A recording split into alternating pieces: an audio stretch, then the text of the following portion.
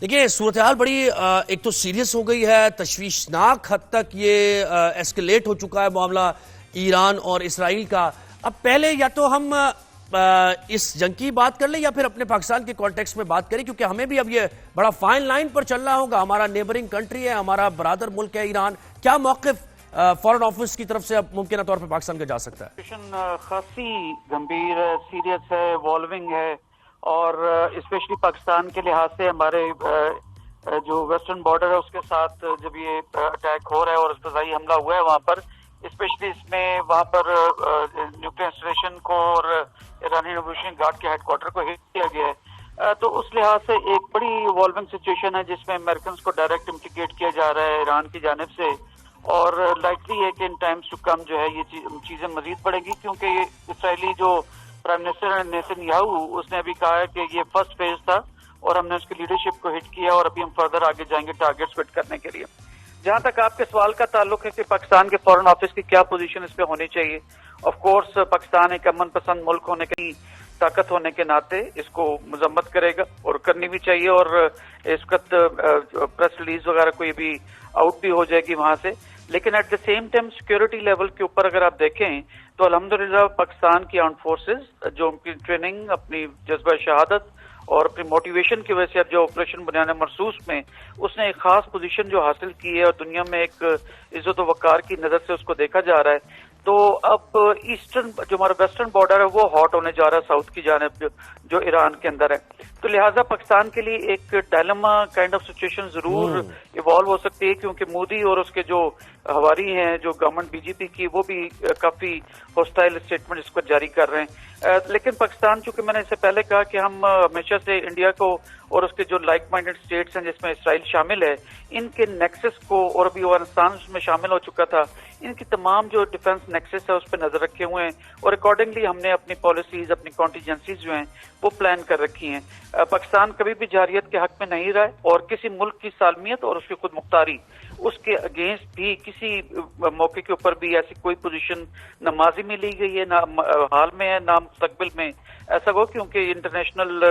Culture के अंदर ये चीज इंतहाई जो है वो काबिल मुसम्मत है। अब ओवरऑल अगर देखा जाए तो इसका जो इंटरनेशनल लिबरलिज्म है उसको खासा डेंट पड़ा है। जो एक जो बात की जाती थी ग्लोबलाइजेशन की जिसमें क्रिस क्रॉस इंटरेस्ट हुआ करते थे ममालिक के, वो बड़े वाज़ेह तौर पर डेंटेड हुए हैं, क्योंकि माइट इज राइट, ये जिसे कहते हैं कि जो रियलिज्म वो भी ऑफेंसिव रियलिज्म, इस वक्त इंटरनेशनल रिलेशंस की जो थ्योरी है वो पूरी तरह दुनिया पे इस वक्त हावी है। अब अगर देखें तो जितने अब्राहम अकॉर्ड के तहत मिडिल ईस्ट में जो मुसलमान ताकतें थी उनको जो है वो वहां पे एक किस्म का सब्जुगेट कर लिया गया है। सऊदीया की हालत आपको मालूम है, दीगर ममालिक में ऑटोक्रेसी है वहां पर, और वो तमाम लोग जो हैं अपनी गवर्नमेंट के सर्वाइवल या अपनी जो वहां पर पब्लिक के साथ इसको उलझे हुए हैं किस्म के। जहां तक पाकिस्तान का ताल्लुक है वो हमने प्रूव जरूर किया, इसमें कोई दो राय नहीं है, लेकिन जो स्टेटमेंट्स, एस्केलेटरी स्टेटमेंट्स हैं, इररिस्पॉन्सिबल स्टेटमेंट्स जो इंडिया की जानिब से आ रही हैं, तो हमें इधर भी एंगेज करके रखा हुआ है। तो लिहाजा एक इवॉल्विंग सिचुएशन है, लेकिन आई एम श्योर कि जो स्ट्रेटेजिक, लेकिन इस इवॉल्विंग सिचुएशन में सर आप ये समझते हैं कि ये सब बंदी का कि वो भी बेहतर तौर पे जानते हैं कि किसी किस्म आपको ये मुझे बताइए, वो दुनिया के अमन के लिए आमतौर पर और खत्ते के अमन के लिए खास तौर पर खातिर खा जो है वो डेंजरस होगी। तो इवॉल्विंग सिचुएशन है, मैं समझता हूँ कि अगला 24 घंटे से 48 घंटे के अंदर सिचुएशन काफी वाज़ेह हो सकती है। लेकिन इस पर जो मीटिंग चल रही है ईरान के अंदर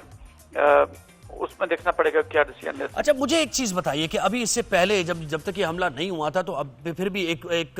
एक पोजीशन, मतलब जो इस खित्ते के मुमालिक थे वो इस स्टेज पर थे कि वेट एंड सी वाली पॉलिसी थी। तो अब इस हमले के बाद वाज़ेह आप सब बंदी इस मशरिक़ वुस्ता में देख रहे हैं, यानी मैं इस्लामी मुमालिक की खास तौर पर बात करता हूं कि उन्हें लाइन अब लेना पड़ेगी कोई ना कोई वाज़ेह तौर पर। आप ये समझते हैं? देखिए, माजी के अंदर जब से तकरीबन 2 साल होने को आए हैं, जो हमास के खिलाफ या गजा के अंदर जो कार्रवाइयां इसराइल ने की है, नेतन्याहू ने अपने पॉलिटिकल कैरियर को एक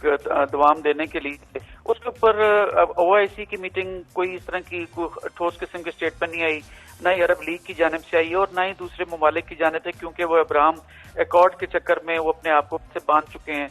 इन टर्म्स ऑफ कि वो दुनिया से कोई फवायद हासिल कर सकें वीजा वी। तो लिहाजा इस वक्त जितनी प्रॉक्सीज थी जो ईरान को सपोर्ट करती थी, जिसमें हिजबुल्लाह शामिल थी, हमास शामिल थी, हूतीज जो यमन के हैं वो शामिल थे, ये तमाम को इन्होंने खातिर ख्वाह जो है वो उनको दबा लिया है और उनकी लीडरशिप को भी कत्ल कर चुके हैं। तो लिहाजा इस वक्त एक फ्री रन एक किस्म के इसराइल के पास मौजूद था जिसको उसने एक्सप्लॉइट किया। दो कि ईरान की जानिब से खासी जो है वो जिम्मेदारी का मुजाहरा किया गया और अमान में होने वाले जो 5 राउंड्स ऑफ टॉक्स थे उसके अंदर ईरान ने वाज़ेह और अच्छी पोजीशंस के साथ उसमें एंगेज भी था और छठी टॉक्स के लिए वो तैयार भी था। तो लिहाजा जिसके नेतन्याहू ने ऑफ कोर्स वो उसके फर्स्ट डे 1 से इन टॉक्स के हक में नहीं था। तो वो वही कहते हैं माइट इज राइट वाली बात कि पाकिस्तान की अगर आप लीडरशिप को भी देखें, चाहे मिलिट्री हो या पॉलिटिकल लीडरशिप हो, हम सब यही कह रहे हैं कि अपनी इकोनॉमी को बेहतर करें, अपनी पोजीशंस को बेहतर करें। जिसकी इकोनॉमी बेहतर होगी, जिसकी आर्म्ड फोर्सेस ताकतवर होगी, वो दुनिया में वही दुनिया में सर्वाइव करेगा। ब्रिगेडियर रिटायर्ड अहमद सईद साहब, बहुत शुक्रिया, आपने वक्त दिया। आपको ये मुझे बताइए, वो दुनिया के अमन के लिए आमतौर पर और खत्ते के अमन के लिए खास तौर पर खातिर खा जो है वो डेंजरस होगी। तो इवॉल्विंग सिचुएशन है। मैं समझता हूँ कि अगला 24 घंटे से 48 घंटे के अंदर सिचुएशन काफी वाज़ेह हो जाएगी, लेकिन इस पर जो मीटिंग चल रही है ईरान के अंदर उसमें देखना पड़ेगा क्या डिसीजन है। अच्छा, मुझे एक चीज बताइए कि अभी इससे पहले जब तक ये हमला नहीं हुआ था तो अब फिर भी एक पोजीशन मतलब जो इस खित्ते के मुमालिक थे वो इस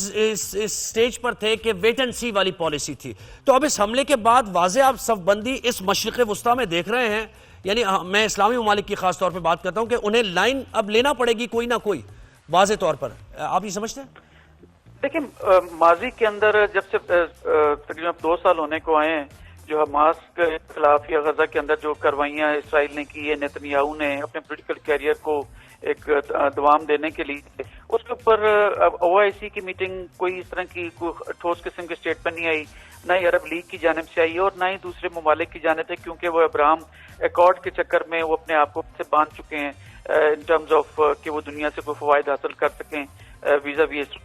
तो लिहाजा इस वक्त जितनी प्रॉक्सीज थी जो ईरान को सपोर्ट करती थी, जिसमें हिजबुल्लाह शामिल थी, हमास शामिल थी, हूतीज जो यमन के हैं वो शामिल थे, ये तमाम को इन्होंने खातिर ख्वाह जो है वो उनको दबा लिया है और उनकी लीडरशिप को भी कत्ल कर चुके हैं। तो लिहाजा इस वक्त एक फ्री रन एक किस्म के इसराइल के पास मौजूद था जिसको उसने एक्सप्लॉइट किया। दो कि ईरान की जानिब से खासी जो है वो जिम्मेदारी का मुजाहरा किया गया और अमान में होने वाले जो 5 राउंड्स ऑफ टॉक्स थे उसके अंदर ईरान ने वाज़ेह और अच्छी पोजीशंस के साथ उसमें एंगेज भी था और छठी टॉक्स के लिए वो तैयार भी था। तो लिहाजा जिसके नेतन्याहू ने ऑफ कोर्स वो उसके फर्स्ट डे 1 से इन टॉक्स के हक में नहीं था। तो वो वही कहते हैं माइट इज राइट वाली बात कि पाकिस्तान की अगर आप लीडरशिप को भी देखें, चाहे मिलिट्री हो या पॉलिटिकल लीडरशिप हो, हम सब यही कह रहे हैं कि अपनी इकोनॉमी को बेहतर करें, अपनी पोजीशंस को बेहतर करें। जिसकी इकोनॉमी बेहतर होगी, जिसकी आर्म्ड फोर्सेस ताकतवर होगी, वो दुनिया में वही दुनिया में सर्वाइव करेगा। ब्रिगेडियर रिटायर्ड अहमद सईद साहब, बहुत शुक्रिया, आपने वक्त दिया।